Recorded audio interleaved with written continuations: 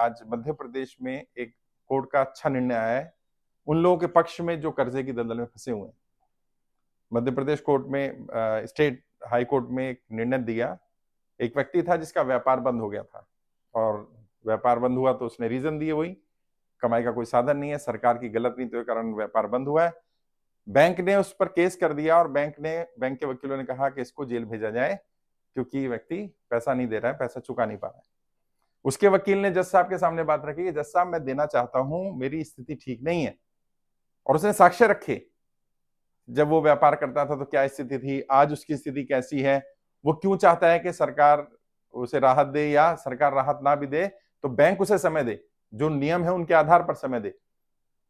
लेकिन बैंक सुन नहीं रहा था, बैंक ने केस कर दिया और बैंक जज साहब से कहता रहा कि इसको सजा दी जाए, सजा देनी है, इसको जेल भेजा जाए। जज ने ऐतिहासिक निर्णय दिया है और ये हम सब के लिए भी है और हम सब बताएंगे लोगों को तो लोगों को मदद भी मिलेगी। इस पर मैंने रील भी बना दी है और उसका जो कटिंग है वो भी डाल दी है मैंने इंस्टाग्राम पर भी, फेसबुक पर भी। उसमें जज साहब ने कहा कि यदि व्यक्ति की कमाई का साधन नहीं है और ये साबित हो रहा है कि व्यक्ति पैसा देना चाहता है लेकिन स्थिति खराब होने के कारण नहीं दे पा रहा है, तो ऐसे व्यक्ति को जेल नहीं भेजा जा सकता। तो ये बहुत बड़ी राहत है उन सभी लोगों के लिए जो कर्जे की दलदल में फंसे हैं।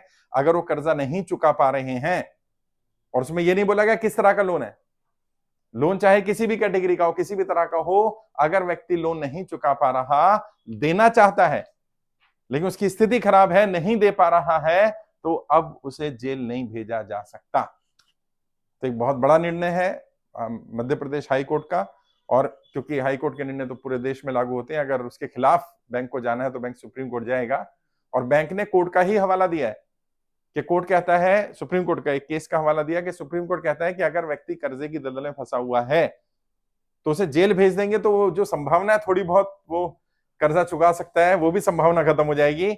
इससे बेहतर यह है कि उसका व्यापार बंद हो गया और वो खुद कह रहा है मैं नौकरी करने के लिए तैयार हूं, जैसी मुझे नौकरी मिल जाएगी मैं थोड़ा थोड़ा करके आपका लोन चुका दूंगा। तो इस बात पे बैंक को मान लेना चाहिए, लेकिन बैंक ये नहीं मान रहा था। तो जज साहब ने कहा कि भाई इसको जेल तो नहीं भेजा जा सकता, लोन वसूली के लिए आप जेल भेज देंगे तो वसूल होगा कैसे?